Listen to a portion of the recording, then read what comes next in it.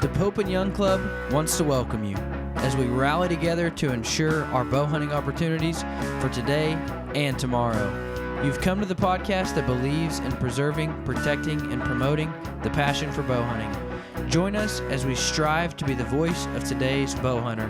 This is the Pope and Young Podcast.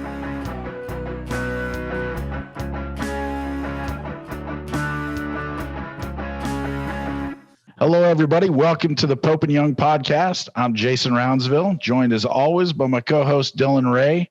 We have with us special guests and some of our partners in conservation from the Wild Sheep Foundation.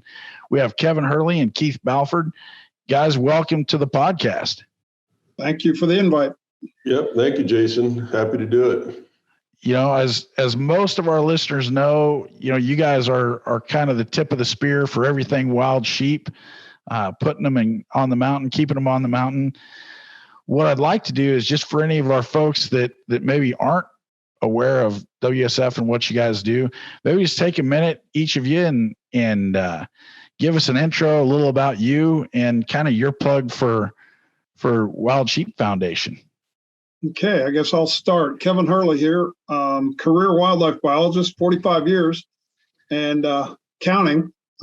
I joke that I've got another 40 in me. I love what I do. It's been a great profession. I had the opportunity to have the Sheep Foundation, or FNAWS, Foundation for North American Wild Sheep, is what we were known by and went as since inception in 1977 was our first convention. But FNAWS funded my graduate project working on a bighorn study between Cody and Yellowstone. Then I went to work for the state of Wyoming Game and Fish Department for just shy of 30 years. And then I came right back, and Gray Thornton hired me over 12 years ago on the staff of the Wild Sheep Foundation. So counting all my involvement, my history with FNAWS and the Wild Sheep Foundation goes back 42 plus years. So we're all about, as you said, Jason, putting and keeping sheep on the mountain. And so I get to be the vice president for conservation, and I get to lead a lot of our conservation projects and project funding. So I love what I do, and happy to partner with Pope and Young. That's great. We've got a lot of questions, but Keith, you want to jump in and give us an intro? Yeah, absolutely. I am the Director of Marketing Communications for the Wild Sheep Foundation. I've been in this role coming up on 4 years. Prior to that, I was in the same role, Director of Marketing Communications for the Boone and Crockett Club, which is where my close association with Pope and Young started. I'm an official measurer, have been since 2002, and have known a lot of folks over at Pope and Young. I've been to the headquarters many times. I've been to a couple of your biennials, looking forward to the one that's coming up here in April. And I've been in the outdoor industry the better part of my career, probably 35 years, doing marketing, communications, press, advertising, consulting, so on and so forth. I've been living here in Montana since 2000, and like I mentioned, was with the Boone and Crockett Club, which is their national headquarters in Missoula, Montana. Wild Sheep Foundation, our world headquarters is here in Bozeman, Montana, and my wife and I moved here back in the winter of 2019. That's great. And I think I first met you when I first came on with Pope and Young. You were at Boone and Crockett. I think the first time I met you was at the Dallas Safari Club show. That was probably that's probably true, Jason. That was part of the rounds. Dallas Safari is another conservation partner of ours, just like Pope and Young, and we go to each other's conventions and support each other. And yeah, I remember that. You were fresh on the job back then. I was pretty green. Some people, according to the Pope and Young mantra of being a member for 30 years, I'm still pretty green and will be for the next 2 decades. So it's, but no, it's some great organizations there. And we recognize at Pope and Young the importance and the value of partnerships. With Boone and Crockett, we just did a joint measuring manual, and we do joint workshops with them, and with you guys. When you're looking at doing anything with sheep, this is the first stop. I mean, you're, like I said, the tip of the spear and the top group to look at. So when these opportunities came up, it only made sense that we jump in with you. I mean, if you can work with anybody, you might as well work with the best. Well, appreciate that, Jason. Yeah, we're singularly focused on wild sheep conservation, restoration, management. Kevin's got all the touch points there. He's been at this much longer than I have. But my first takeaway coming here was the ability to really focus in on one particular species. Boone and Crockett is great at what they do in terms of overall advocacy for hunting, promoters of fair chase. Certainly their records program is legendary, as is Pope and Young's. But every day we're here, shoulder the wheel for our wild sheep, and that's rewarding, and certainly the progress that we've been able to make, the funds that we're able to raise, and then allocate back out for sheep projects on the ground. It's a fun, rewarding role to have. So I'm really enjoying it. One thing I would comment on is, and Jack Atchison Jr. from Butte, Montana, Butte, America, is our longtime conservation committee chair. And Jack, years ago, we and others had conversation that said, if you look at all the big game animals in the West that basically went away or damn near went away, many of them have come back through the combined efforts of a whole lot of individuals and organizations and land managers, whether it's public or private, et cetera. So you think about elk and pronghorn, white-tailed deer, wild turkeys. There's two that really haven't made a comeback anywhere near their historic numbers. Bison being one of them. Think about 60 million or whatever the guesstimate was for, when they covered the plains, and then bighorn sheep. And so there's some people that feel that at their zenith or their highest point, there might have been 1.5 to 2 million bighorn sheep in the West. Wow. Well, that was somebody's seat of their pants or hip pocket guess, and there's no way to validate that. Although there are some people that now are trying to go back and say, given what we know about habitat selection and fine scale habitat use and population density, here's a more realistic number. But let's just say Ernest Thompson Seton in 1928 was correct at 1.5 to 2 million. We got to a low point in the late 40s and the 50s of maybe 15,000 bighorns left in the western states, exclusive of Canada and Mexico.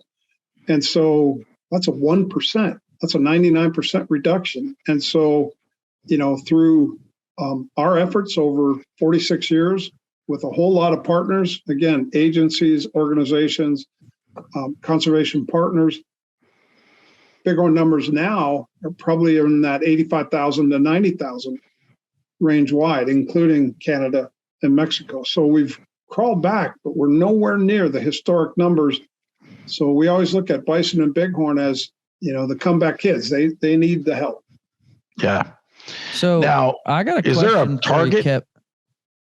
Is there a target number that a lot of species, they have kind of, hey, we'd love to get to, is it 200,000 or is it 1 million? Oh, I mean, obviously more is better, but is 1 million realistic with the changes, or what do you guys feel would be a good number for us to be at? And it's been tossed around a lot. We're probably never going to get back to 1.5 or 2 million, like Seton guesstimated 150, 170 years ago. But we think there's room for at least double or triple what we have now. But those are a lot of the challenges that we have to face, aside from, human footprint that's altered a lot of habitat. You think about their range, and they live from, the wild sheep all the way, Dall sheep, stone sheep up north. They live in the high Arctic, all the way down into the deserts in Mexico. So they span a huge geographic range. But boy, I don't know anybody that's had a credible target number, Dylan, to say, here's what we want to get back to. We just know we've got to get back to where more than we have now, if that's kind of a weasel answer. So basically more. Yep. I don't know if that's a number, but it's a number I use often, much to my staff's chagrin. It's like, hey, how many more raffle tickets do you want to sell? More. Yeah. How many more of this you want to get? More. So now the question in there. Say you cut out. Oh, Dylan, I think you got a question. Oh yeah. I just want to go back to your introduction there for a second, Kevin. You mentioned, how long you've been working with sheep. So what was it? Why sheep? Like, what was it that, in all the conservation efforts you could have went into, what made you say, I want to dedicate my life to sheep? Well, in all candor, I would say when I moved intentionally to the state of Wyoming to go to graduate school, I was locked in on a mule deer project. And my advisor at the University of Wyoming, Dr. Larry Irwin, way back when, I showed up on campus and the funding had fallen through for that project. Well, I was not your typical grad student where you jump right out of undergrad and turn right around and go to grad school. I spent 4.5 years getting experience, working jobs seasonally, gypsying around. And so I was ready to go to grad school, but I didn't start until I was 27, which is a little bit later than tradition. And so when I got to Laramie and my advisor told me the money had fallen through, it's like, well, I'm here and I'm staying. I'm ready to go to grad school. I've been turned down for jobs. People told me I needed an advanced degree. So even though I goofed off and damn near flushed out of undergrad, when I went to grad school, I had pretty good blue flame turned up, and you know what I mean on that. So I started beating the streets looking for an alternate project. And so I went over to Wyoming Game and Fish headquarters in Cheyenne, had some conversations with their wildlife division leadership, and then went back, and we had heard about this fledgling group called FNAS. And it's like, well, what's a FNAS? Well, the Foundation for North American Wild Sheep was actually launched, and the story goes, in 1974 by a bunch of our past members, and some of them are still alive. And we want to recognize our founders. But they said, we've had a hell of a ride. We've hunted sheep all over the world, but we know that sheep don't pay their own way. There are simply not enough licenses issued to generate the revenue to pay for wild sheep conservation and management programs. And so FNAS said, we're going to fill that niche. And so our purpose, as Keith said, putting and keeping wild sheep on the mountain, but in plain English, it's like we were trying to fill a gap that license revenue did not cover. And so we use a lot of our efforts to provide funding to our agency partners, whether it's state, provincial, territorial, tribal, First Nations, you name it. And so sheep just intrigued me. And of course, once I drank that sip of Kool-Aid, it's like, I got to have more Kool-Aid. And so I kept going and going and going. And that's 42 plus years later. I'm still drinking that Kool-Aid every day. Gotcha. I think you're making the Kool-Aid now. No, I just like to ask that, of people who are in this industry, like photographers. I'm like, so was it hunting that was your passion and you started photography, or was photography your passion and you started hunting to get photography and, that sort of thing. So, I didn't know if sheep hunting was like your passion and, that's what you had to get into when you went into it, or if it, like you said, just kind of, again, honestly, I grew up on the Front Range of Colorado, and my dad, he was not a hunter. And the idea of any kind of a firearm or weapon, And so Really? I was 25 years old and working seasonally for the U.S. Forest Service in northern Idaho on the Clearwater National Forest before I ever called a firearm. And that was from a buddy of mine from Norfolk, Nebraska, who invited me to go elk hunting with him. And I said, well, I don't know how to do that, but I'll help you pack an elk out should you get one. Man, now like, that's a friend to have right That there. is, yeah. And he told me, We don't have those types of friends, Jason. You can do that. And I said, no, I can't. So he gave me a rifle, taught me how to shoot. And so I did not grow up in that traditional sense. But man, once I got a taste of it, it's like, bring it, give me more. That's excellent. Now, the thing I had never, like, that's a perspective that you just brought up that I would have never even thought that, gee, there's, when you hear about sheep and sheep hunting, I was talking to one of our board members, John Gardner, who's in that, he's very active in the sheep hunting community. And he said, whether you do it now or later, he says, decades ago, a sheep was $5,000, which was the same price as a new pickup.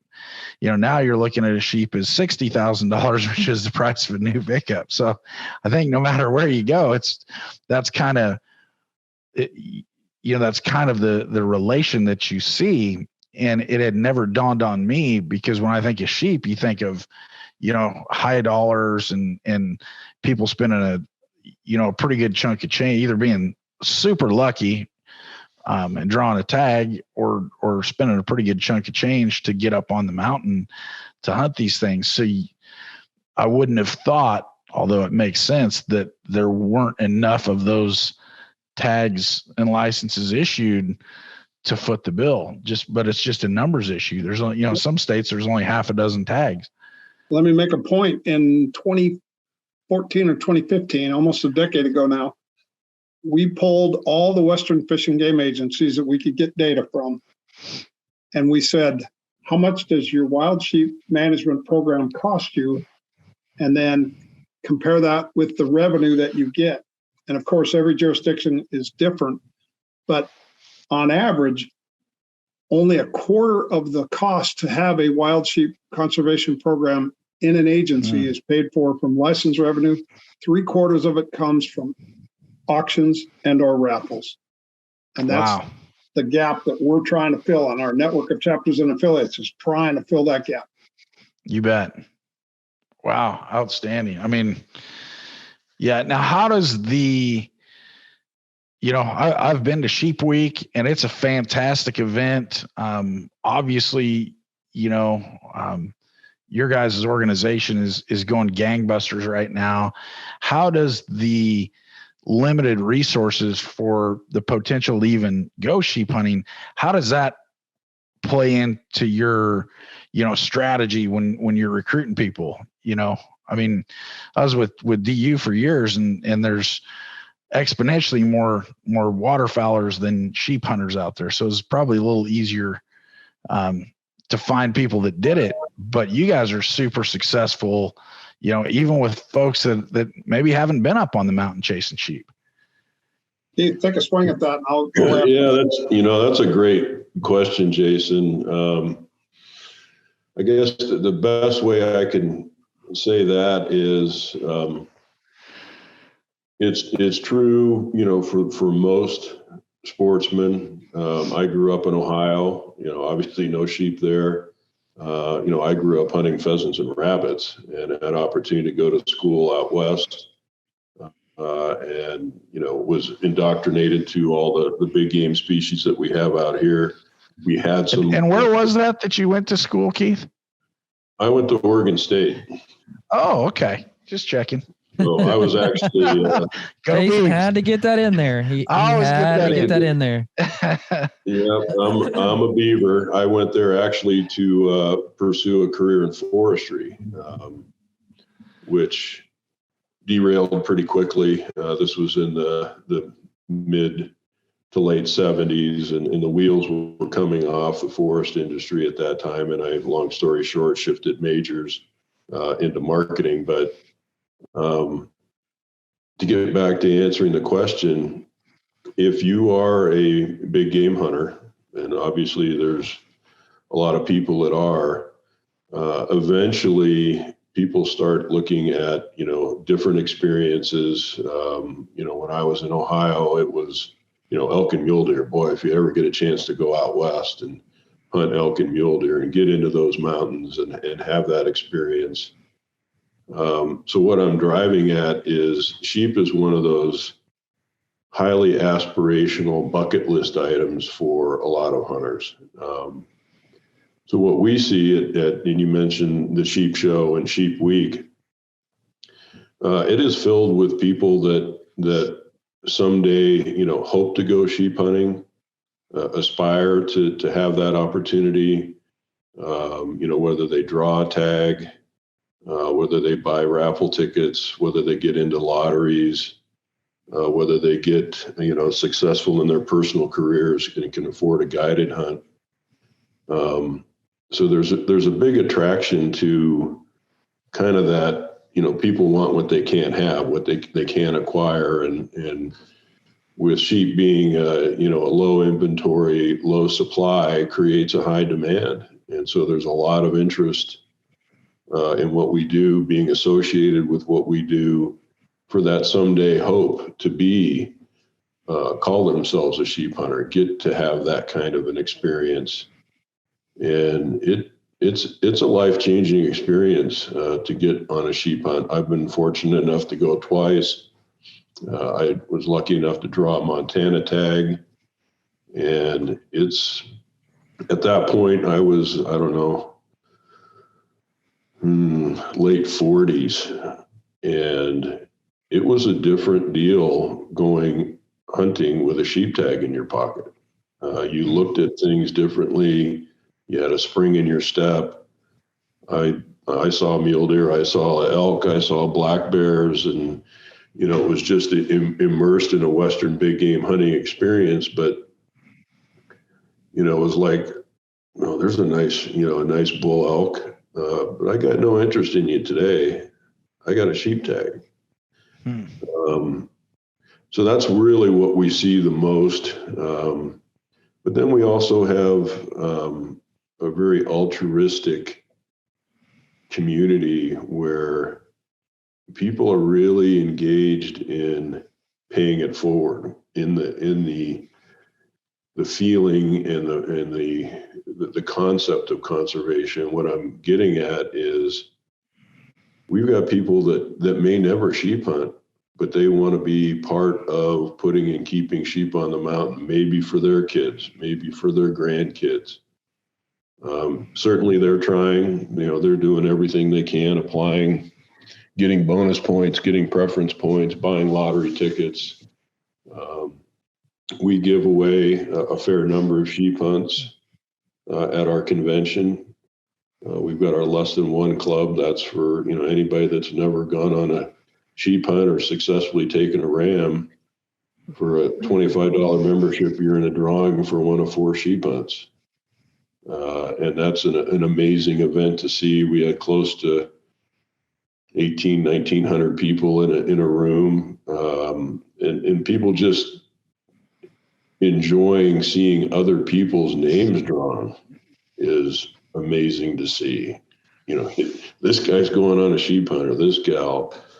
And then, you look at some of the conservation permits that we get and from our state agency partners and auctioning those off. And, those are high dollar ticket items. It's watching those auctions is an event in itself. People celebrate the fact that somebody's going and that they had the means to pay to go at those levels, knowing that money's going into sheep hunting. So I've never been around anything like it. Like I said, I've been in the industry for a long time, and the camaraderie, the wild sheep family community aspect, everybody pulling on the same rope. And, you've got people within our convention and with our membership that has, the broadest, economic, social status range, but everybody has something in common. I've seen people that have been on multiple sheep hunts, helping out people that have never been on sheep hunts. Just happy to see them go, giving them tips, giving them information, and telling them, here's a drill, here's how to prepare, here's where to go. And then people that do actually, draw a tag, it becomes a community event. A buddy draws a sheep tag. You don't have the tag, but you're going, you're wrangling horses, you're cooking, you're a packer, you're a spotter, just to be part of a sheep hunt. And that's how a lot of people get on sheep hunts, is they know somebody that pulled a lottery tag, drew a tag, won a raffle. All of a sudden it becomes an all hands on deck hunting buddy event. So it's super cool to see. And it's that kind of interest and enthusiasm that drives what we call the wild sheep economy, which is, people contributing, buying raffle tickets, buying silent auction items, taking their chances. And, we turn all that money around. We're averaging putting close to $6 to $7 million a year back into the wild sheep resource from the money that we raise from these people that are interested in taking care of wild sheep and growing that opportunity. Let me throw That's just amazing. Yeah. Jason, if I could share some numbers, and our boss, Gray Thornton, who's our president and CEO of Wild Sheep Foundation, he often jokingly refers to me as Rain Man, because he doesn't think I ever forget a number or a name or fact or figure. But here's a couple things that I think is worth sharing with you guys and the listeners here today. Several years ago, we put together some information that said, on average, there's about 14,000 sheep hunters a year in North America that are taking about 3,000 rams per year. So do the math. It's, not even a 25% success rate. A lot of the limited entry or limited quota areas have higher hunter success, but some over the counter, it tends to be low. And so there's really not that many opportunities each year. Think about 12 to 14,000 wannabe sheep hunters, and maybe 2,500 to 3,000 rams get harvested. That's a pretty low, opportunity. And one of the biggest things we see, if you look north of the Canadian border at our Alberta chapter, and I'll be up there in Edmonton in a couple of weeks, our British Columbia Wild Sheep Society. I was just up at one of their fundraisers in northern BC, Alaska. There's a younger demographic in the room because those folks can buy an over-the-counter license, the Yukon Territory. Montana is the only lower 48 state that has any over-the-counter opportunity. And we give great credit to Sean Stewart and some of the Montana Fish, Wildlife, and Parks biologists that have had unlimited hunt areas, hunt districts, maybe 3 or 4 or 5 or 6, however many there are. But people can go sheep hunt, whether you're a resident or non-resident, but you should expect a single-digit success rate, maybe 3%, 4%, 5% success, but you get the opportunity. So kudos to Montana and Fish, Wildlife, and Parks for that opportunity that no other lower 48 offers an over-the-counter hunting opportunity for sheep. And so there's a real demand for these licenses. And when we look at north of the border at those jurisdictions that do have over-the-counter tags, it's like, man, we envy you. Don't ever lose that. Yeah, no kidding. Once it's gone, it's gone. Oregon demonstrates that with pretty much everything now. Yeah, the opportunities. It's funny. I was going through some stuff in my shop the other day, and I ran across some of my grandfather's old buckhorns, and they still have the tags on them. And so you look at these tags, and it was like a $1.50, I think, and it was for $1 in Oregon. And now, that's a pretty big state. Now all of a sudden it just keeps dwindling down to where now you have 9 days in these 2 counties basically. So it's kudos to Montana for keeping that going. I didn't even realize that was there.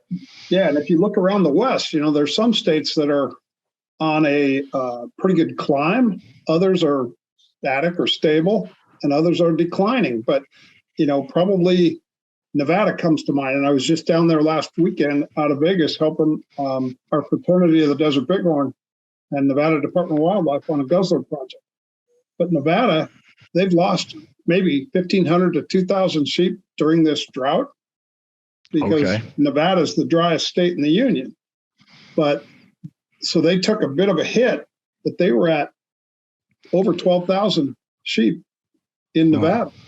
And now it's somewhere between 10,000 and 11,000. So they're climbing back a little bit. But, around the West, Colorado's population is stable. Wyoming's is a bit down. Montana, I would say, is probably down in places, but up in others. And, the Dakotas and Oregon and Washington and Arizona. But if you look at the rams, and I think whether it's a Pope and Young or a Boone and Crockett record book in recent years, there's some amazing rams that are being taken with archery equipment, with firearms. And so, maybe this is the good old days now in terms of quality, maybe not quantity, but boy, there's some awesome rams being taken. Yeah. Well, we were excited because we talked, I think at the North American Wildlife Society meetings and had a chance to visit. I know you'd been in contact with Doug Clayton, who's our conservation chairman. And so for us, when I had a chance to listen to you talk about some of the projects that you guys had going on, it was very interesting because there's, like with the Movi study, this is something that obviously affects sheep where the study's being done, but that science and the findings, literally what you guys find out during the course of this study could impact, populations all internationally and even other species. Yeah. So, and here's a way that I've characterized wild sheep. They're so tough. Look at the habitat in the country and the weather conditions that they survive in, whether it's up north or down south, baking in the sun. They're really a hardy animal. But from a respiratory standpoint, if you look at them sideways, they keel over dead. So they're tough, but they're wimpy from a respiratory standpoint. And so when they get that challenge, that bacteria or that pathogen that they don't have any natural resistance to, boy, it really takes a hit. And I often analogize it to, what our predecessors brought with them when they pioneered the West. And look at the impact on Native American communities and peoples from smallpox and cholera and things like that they had no natural resistance to. And so that's a big concern for wild sheep, is sort of their respiratory health. And so once you get bacteria in there, depending on how the severity of that bacterial infection, maybe you lose, 10% of your sheep, maybe you lose 50%, maybe 90% or all of them in some herds go away. Or if you have some survivors, maybe they're carriers. And so some really pioneering work done in the Hells Canyon by researchers from Idaho Fish and Game, Oregon Department of Fish and Wildlife, Washington Department of Fish and Wildlife, the tribes, Nez Perce tribe, the Confederated Tribes of the Umatilla. Hells Canyon was the proving ground that said, all right, if we go through one of these respiratory pneumonia die-offs, and there are some survivors, how do we identify those chronic carriers, those chronic shedders of this bacteria? They lived through it, but they're still spewing that and sharing that with other sheep.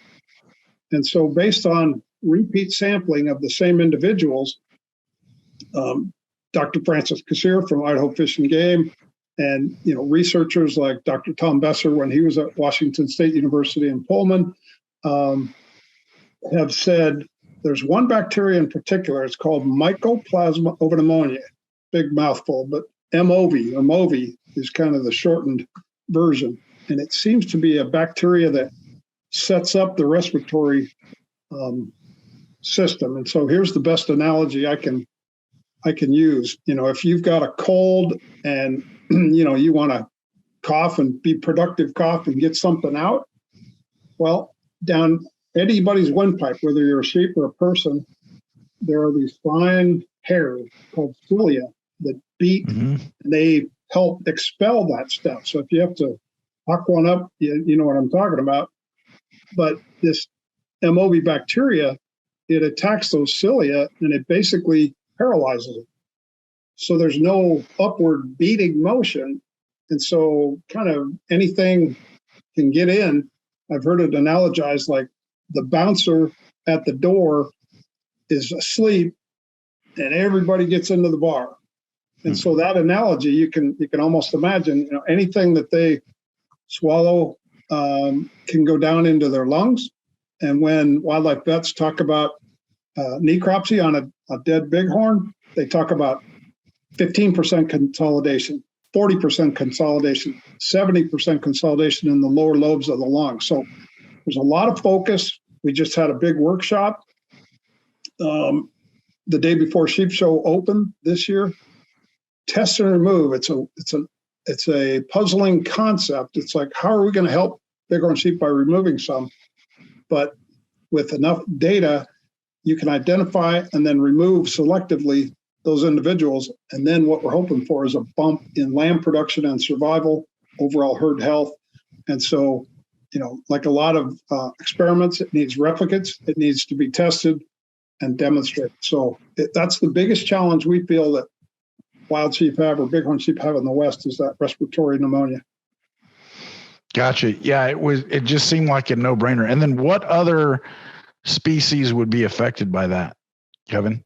Well, it is species specific. And so if you go back to your Linnaeus taxonomy, Mycoplasma, pneumoniae, ovis being the sheep family, it's specific to sheep. Now there's other mycoplasmas that affect bison and deer and elk and others, but these particular bacteria, it's pretty specific to the ovid family. Okay. So, Jason, it's probably helpful to catch the listeners up here. We talked about, at one point in time, Seaton's estimate of 1.5 to 2 million sheep. What we haven't covered is, what happened to them all? And what happened to them all is kind of what Kevin's talking about here is when we moved domestic sheep across the country as the sodbusters and the empire builders moved west toward the setting sun and brought domestic sheep, that's where this disease came from, that our wild sheep had no immunity to. And so that was the bane of our historic wild sheep populations. Was there some unregulated hunting involved there? Certainly.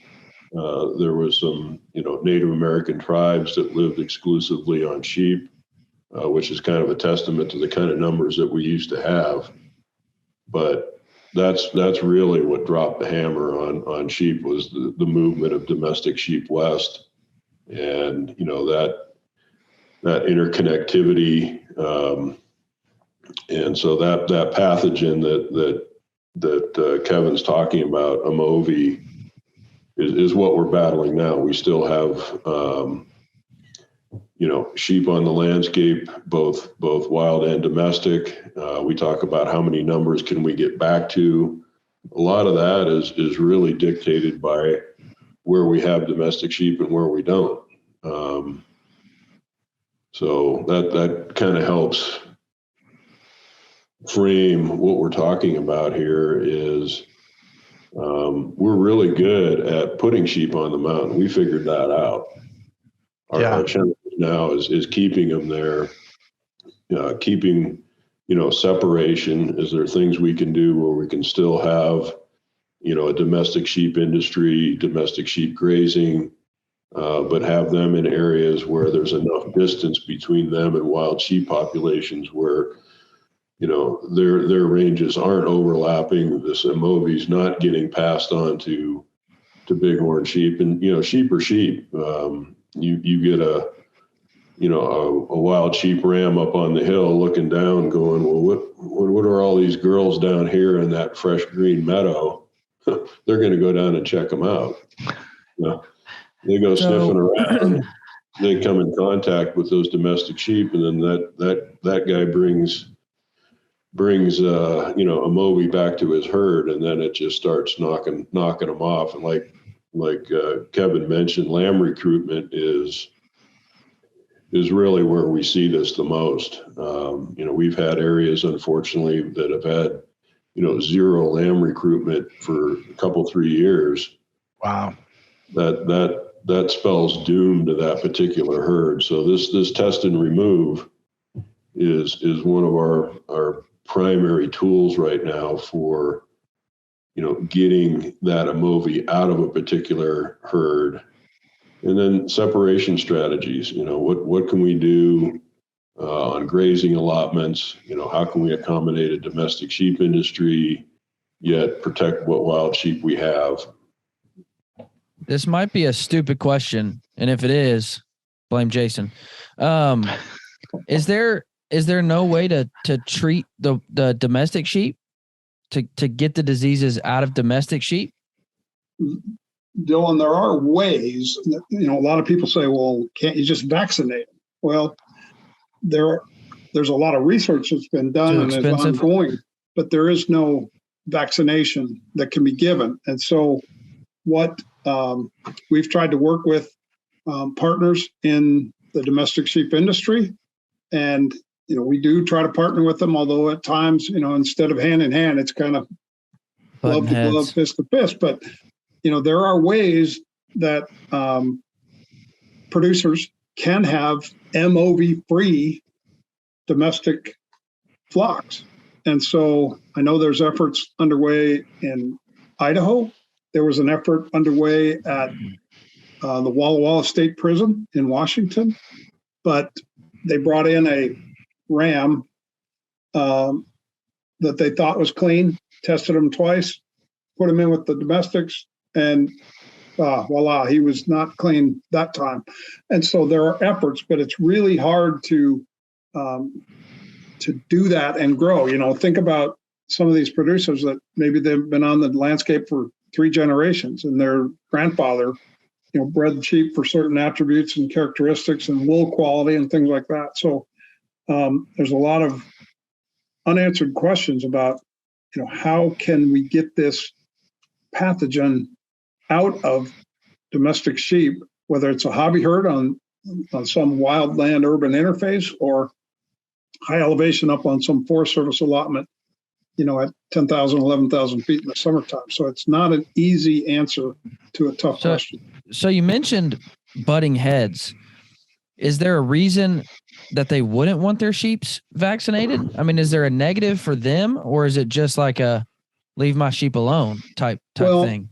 And again, I'm not fully comfortable speaking for the domestic sheep industry, but conversations that I've had through the years, a lot of people that are producing domestic sheep don't see it as a real impact on their animals, although it's been demonstrated that, shipping fever and some of the other things, it causes weight gain problems. And frankly, people in the production livestock industry are selling pounds of meat.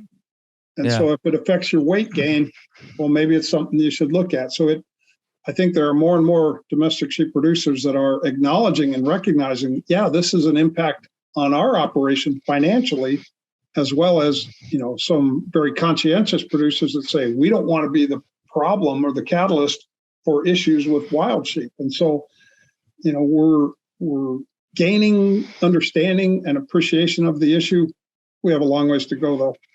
So have you gotten a lot of fight back as far as like, why would we want to help you benefit wild sheep? Because all you want to do is hunt them and kill them. Like, I mean, do you get that kind of non-hunter pushback from them at all? Or is it they see your mission and wanting to grow the wild sheep, population? So let's help you. Yeah. And so, I mean, that kind of a question could come from a much wider audience than just a domestic sheep producer. It's like, Right. say somebody's an anti-hunter. It's like, well, you just want to grow them so you can hunt them. The thing about wild sheep, and again, this is an analysis that we did in 2007 and we published in 2008 on it. There's no magic formula, but in general, a 1% to 3% offtake rate is what most of the agencies strive for. And that's of a total population. So let's just say you have a herd of 100 sheep out there. The old rule of thumb that came out of Alberta was for every 100 sheep, you can harvest 4 rams and you're still okay. Well, that's tightened a little bit down, but 1% to 3% offtake rate should be sustainable unless you get some other perturbation like a disease outbreak. And so, it's not a very high offtake rate. Think about mule deer or whitetail deer. What percentage of a population gets harvested for them? Moose, elk, things like that. Mountain goats are tricky as long as it's a billy. You can take more billies, but as soon as you start harvesting nannies, you want to be careful so you don't over harvest females.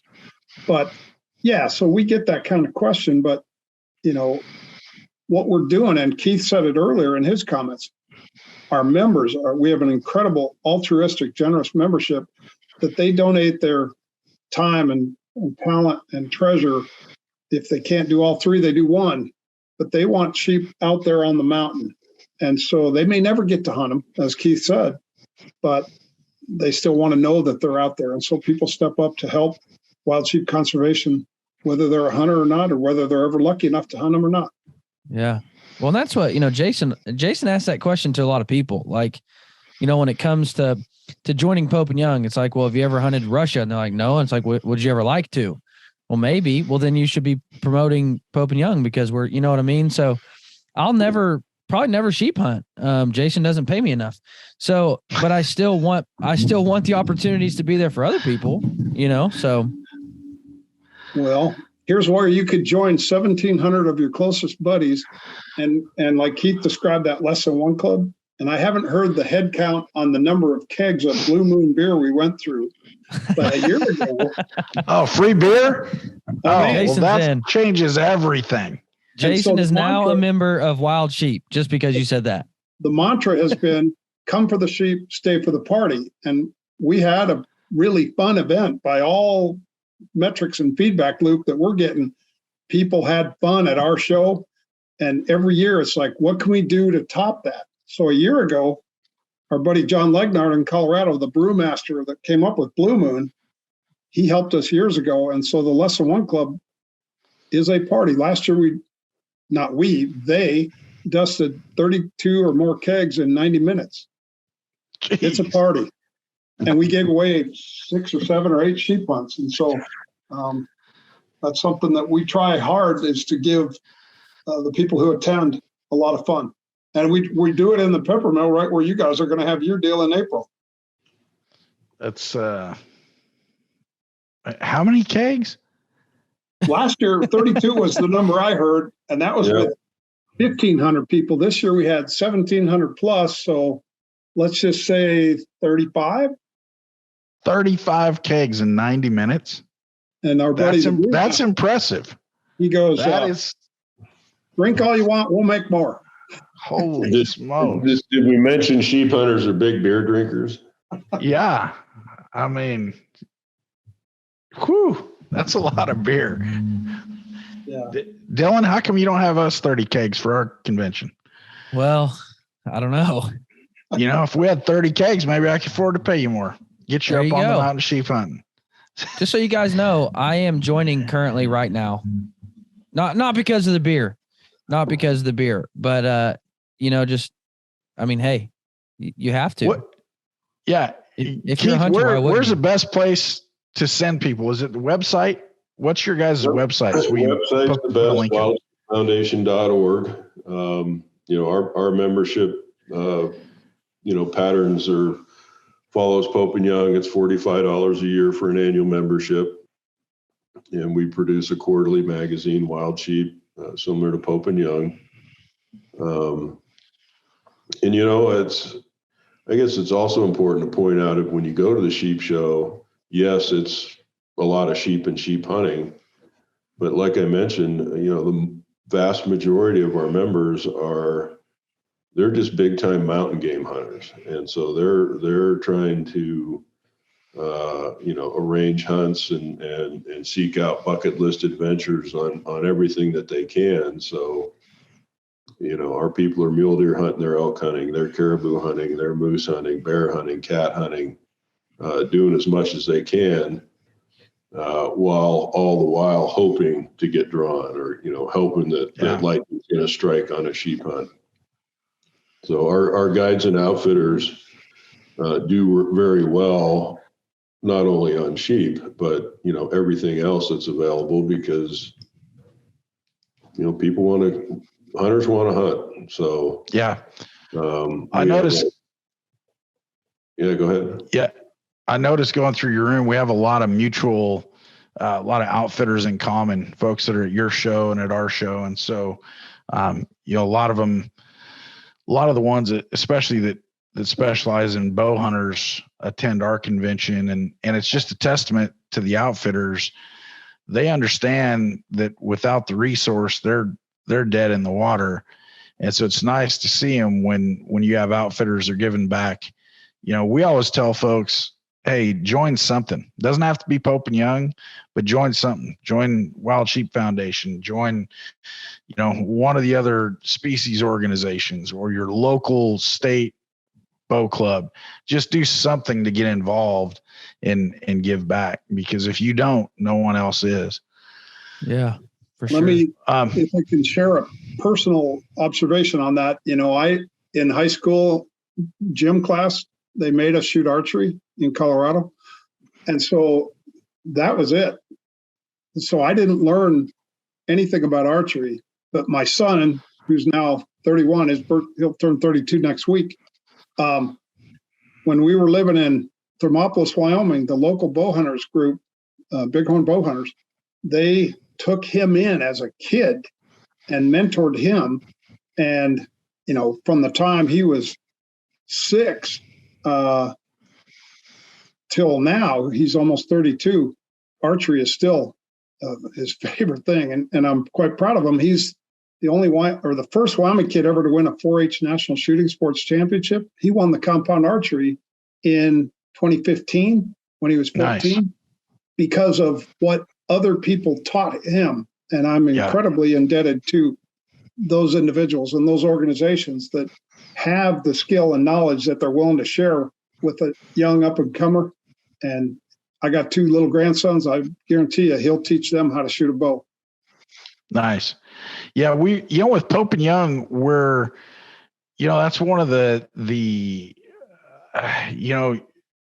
every organization has to make certain choices. Do you want to do A or B, and so that's one of the things that we, I don't know, struggle, but we kind of bounce back and forth because I know we're very heavily involved in the National Archery in the Schools program when it came out.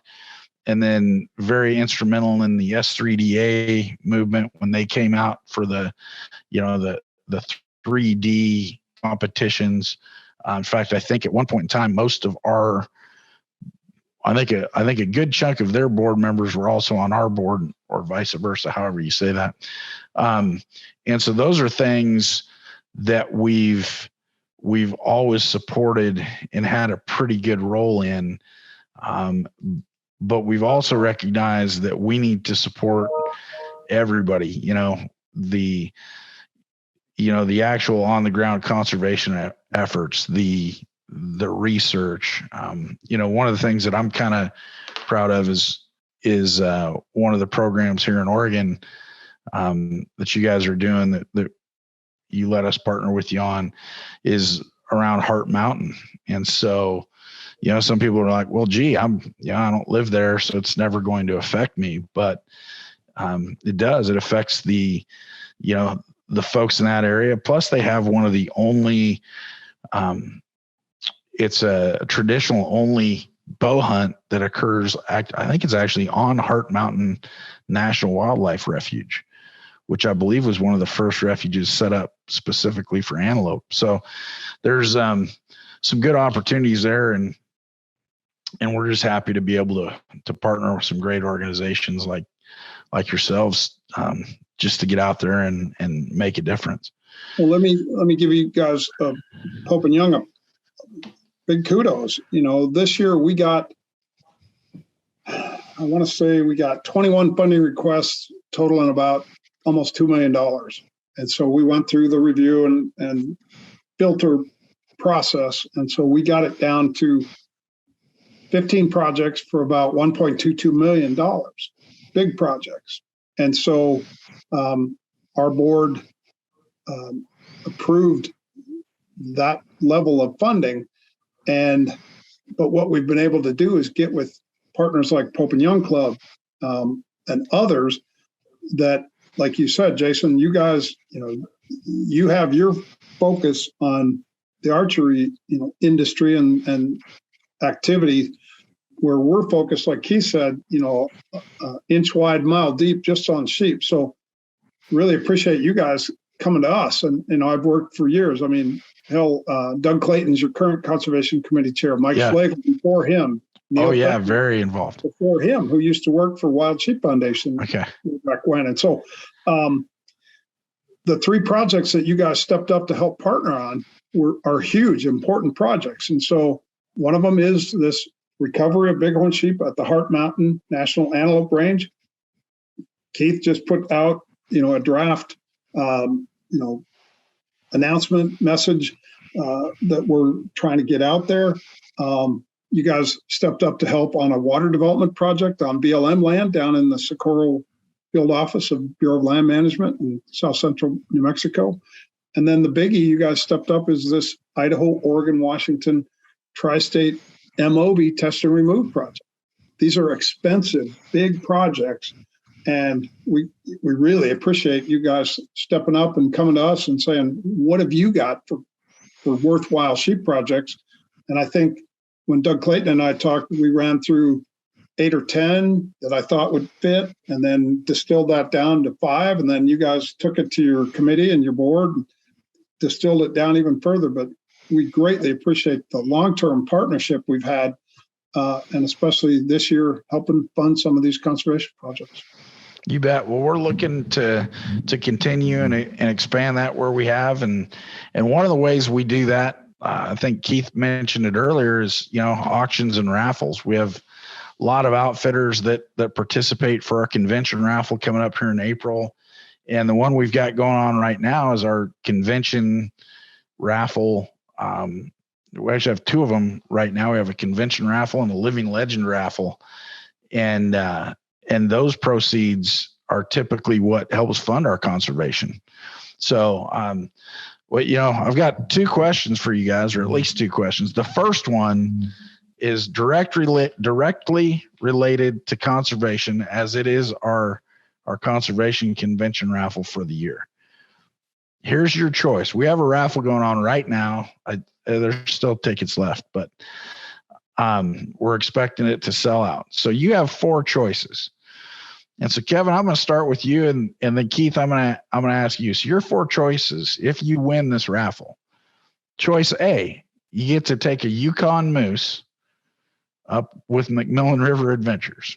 It's choice A. Choice B is a mountain goat brown bear combo with Peter Barella.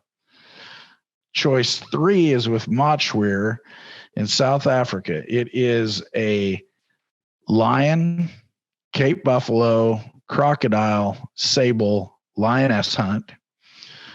Or option 4 is with Alaska's longest running lodge, is with Rainy Pass Lodge. Steve and Denise Perrins up there, phenomenal supporters. And they have a doll sheep, brown bear, caribou, black bear combo hunt. So if your name's drawn, you get called up to the stage. Kevin, which one of those 4 are you taking? Well, given some of the hunts that I did last fall and that I planned this fall, I would go for the second one, that grizzly, interior grizzly in Alaska. Very nice. Okay. That's good. Keith, same question. Which one are you taking? Oh boy, I was all over the moose until you came up with the last one. That's what everybody does. Rainy Pass. I mean, that's a lifetime adventure right there. I just to go, yes. Just to go and have that kind of opportunities in your pocket and to see that country. That's dipped in holy water. So I'd have to. So when you call my name, you already know what the answer is. Yeah, you won't have to ask. I'll tell you Jay. what. There you go. I'm going to make somebody's day, and I'm going to ruin somebody's day on that stage because we're going to call them up there and imagine winning, literally the hunt of an absolute lifetime, and then having to make a choice and pick between those four. Because I look at all four of them, and I could pick, depending on the day, I could pick that one. But to me, I think for me, it comes down to that Africa hunt, just because there's so many things that I never thought would even be a potential on my list. So that would be one. And then the other one is that Rainy Pass Lodge. And that's just because you like to kill stuff, and those two packages offer the most animals. Well, that's true. But it's also Jason's a trigger man. He is. And I'll tell you what, Steve and Denise parents, they're just, if I don't know if outfitters can get any better than that, I can't imagine it, because they're just spectacular. They're great people. They support conservation. In 5 years, they've yet to tell me no anytime we've gone to them with a request. So anyway, that's it's kind of exciting. So since Keith is coming to Pope and Young in April in Reno, Nevada, he'll be there. He's bringing the kegs. Yeah. It's a must be. Bring your Blue Moon guy. Yeah, we can hook you up. So Keith will be there. So in case they call my name, Keith, you do your best Kevin imitation. That's actually the most question I've been asked thus far is, do you have to be present to win? And you do not. You do not have to be present to win. Cool. We are kind of hoping that the winner's there. We want them just to be from there. A presentation standpoint. Sure. It's like, if they're there, that's just, I don't know. Somebody might pass out on the way to the stage. So here's a good example. On our Friday night deal, we've had for years what we call the 1 more for 4 drawing. And so if you've got 3 of the 4 North American rams and you need one, whether you need a Desert, a Stones, a Doll, a Rocky, and we've had it where must be present to win. And so, we'll call first Dylan Ray. Oh, he's in the bathroom. He's in the bathroom. And then we call Kevin Hurley. Oh, he's out at the casino table. And then we call Keith Balfourd, and he's not there. And so, finally we keep drawing until somebody in the room wins. And this year's winner is a buddy of ours and a great sheep conservationist from Alberta. He was in BC, but I'll see him in a couple weeks. And that's so cool to see somebody realize that dream. He never thought, he was ready to book a hunt the next morning for a desert ram, and his name gets called, and he still feet are not touching the ground. So it's such an awesome event. Well, we're looking forward to announcing some winners. And the other one we have, just throw it out there. If you haven't heard, we talked to Chuck Adams, who's, he's up for 1 or 2 new potential world records here in April. The world's greatest living bow hunter, as far as most folks are concerned. And we actually have an opportunity, $20 ticket. You could win a whitetail hunt in Oklahoma to go spend a week in camp with Chuck Adams hunting whitetails. So that's super cool. Yeah. And the funny thing was, we were only going to run that for a certain amount of time. And Chuck got so excited about it. He says, "Hey, can I draw that at convention?" And we're like, "Yep, we'll do it." So it's a limited number of tickets. So we expect to have it sold out by the time we get there, but he wanted to draw it. So we said, we'd sure do it. By the way, those tickets are only $20 a piece, and there's only 2,000 of them. Yeah. So, One other question we ask everybody on our show is when you find yourself, whether you're up on the mountain chasing sheep or on the hills chasing mule deer, whatever you happen to be hunting at the time, what is one piece of equipment, kind of a non-traditional style piece, that you find in your pack? What's something you don't want to leave home without? Well, your license, for one. Yeah. That's from my old game and fish days. Yeah. I'll let Keith go because I'm going to noodle on that a minute. What do I always carry with me? Moleskin and duct tape. Moleskin and duct tape. It's a good one. Got to keep those feet healthy. Although I will tell you, the boots that are available to us now, and this starts to date me. I used to carry moleskin and duct tape all the time, but between Schnee's and Kenetrek and Crispy and some of these other boot makers, they really upped the science on boots to where if you break in a pair before you go, that's not something you need to worry about as much anymore. But back in the day, man, I had some horror stories with blisters and constantly doing feet maintenance. So with merino wool socks and stuff like that, that's not as big of a concern as it used to be. I know that's not that sexy of an answer, but yeah, if you got bad blisters, your hunt was miserable. Jason, you hear the first one he named? I'm trying to get Jason to buy into a pair of Schnee's, and he hadn't yet, but he will. I'm going to break him down. I don't know, man. Kenetrek's been pretty good to us. I may have to stick there for a while.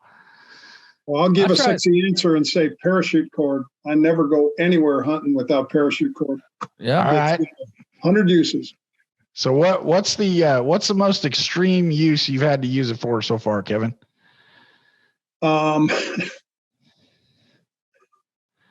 He laughed. It's going to be a good answer. He laughed. It's going to be good.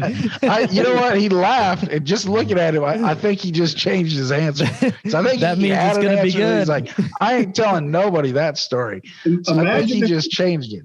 Imagine if you're fishing with waders on and the belt snaps, the suspenders snap. Well, the waders aren't much good to you, are they? Break out the parachute cord. Break out the parachute cord. All right. Well, you know what? You don't see a lot of sheep hunters wearing waders, but we'll still take the parachute cord answer. There you go. So, well, guys, once again, thanks for everything that you're doing for wild sheep populations all over North America. I have not found myself up on the sheep mountain yet, but I'm one of those guys that you look at that hope to someday. So, for all of us who have been there or hope to be there someday, thanks for everything you're doing for wild sheep. We appreciate that. And we also recognize those who came before us because we're standing on their shoulders. The sheep that we have right now came as a result of people's hard work and effort 50 years ago. Yeah. Well, we appreciate the partnership and we look forward to continuing and growing that. And thanks for always being there for us. We appreciate it. You're welcome. I'm looking forward to meeting everybody and seeing everybody here come April in Reno. It's been a few biennials that I've missed, so I'm looking forward to getting back to one. And then I don't know that I could. Yeah, April 12th through the 15th. We're at the Nugget, and Keith, I don't know if we're going to have anything to compete with 30 kegs in 90 minutes, but well, we're going to see what we can come up with. To see the trophy display. I'm always fascinated by that and the fact that these outstanding animals, outstanding trophies are available. They're being harvested. That's a testament to conservation in general, that not only do we have abundant wildlife and the opportunity to hunt, but some of the largest animals on record are being taken. That's not to be overstated. No, it's exciting. We have the largest ever display. We have over 170 of the biggest animals taken with a bow and arrow all coming to convention. It's the largest display of archery killed animals ever assembled. And so we're excited for people to see that. It's actually so big. That room at the Nugget is huge. And last year we packed it with that display. We're going to have to expand that display because we've literally, our trophy displays outgrown that huge ballroom. And we're excited about that. And just so many exciting things going on this year in Reno. Yeah. And I think it misstated, certainly the Nugget, great, been there. And so good luck to you guys at that. I'll be at a Desert Bighorn meeting in Texas mid-April, so I can't come to your deal, but great hopes. And so if you guys will stick on after we adjourn, I've got some dates. Jason, I want to run by you so we can get your hands on a sheep out there somewhere. Sounds good. Appreciate it, guys. Thanks so much for being on. You bet. Thanks, Dylan. Thanks, Jason. Yeah, thanks, Keith. We'll see you in Reno, bud. You want to